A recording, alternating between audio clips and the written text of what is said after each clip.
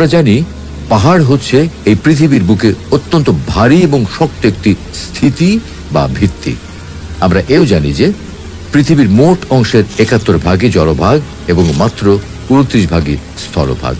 এখানে আমাদের সাধারণ চিন্তাতেই আমরা উপলব্ধি করতে পারি যে যেহেতু পৃথিবীর মোট অংশে পানির পরিমাণই ৭১ ভাগ আর স্থলভাগের পরিমাণ ২৯ ভাগ, সেক্ষেত্রে পানির ধাক্কায় ভূত্বকের উপরের অংশ বিলীন হয়ে যাওয়ার কথা বা অনন্ত স্থলভাগকে টালমাটাল অবস্থার অস্থির থাকার কথা।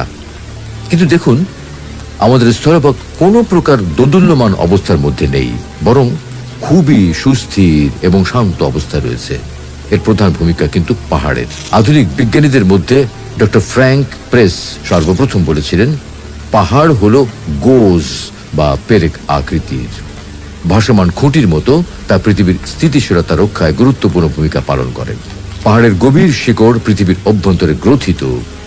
তার মাত্র ১০% ভূপৃষ্ঠের উপরে আর ৯০%ই ভূপৃষ্ঠের নিচে, যা কিনা অনেকটা পানিতে আইসবার্গের মতোই। তাহলে দেখুন, আমরা পৃথিবীতে পাহাড় হিসেবে যেটা দেখি তা কিন্তু মূল পাহাড়ের ১০% বা ১০ ভাগ, বাকি ৯০ ভাগই থাকে মাটির নিচে।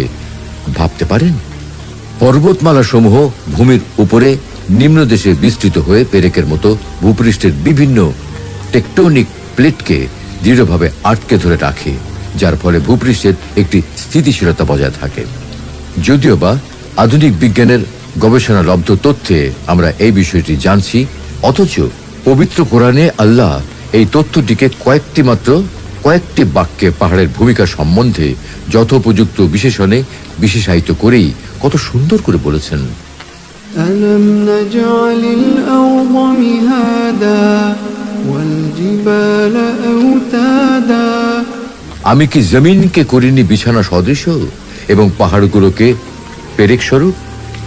তিনি পাহাড়ের আগে জমিনের কথা বর্ণনা করেছেন ও জমিনের সুন্দর সুস্থির সমতল অবস্থাকে বিছানার সৌন্দর্যে বিশেষায়িত করেছেন, এবং এরপর পরই এই জমিনেই পাহাড়ের সুদৃঢ় পেরেকের মতো অবস্থানের কথা উল্লেখের মাধ্যমে জমিনের সুরক্ষার ব্যাপারে পাহাড়ের ভূমিকাকে পরিষ্কার করে বর্ণনা করেছেন।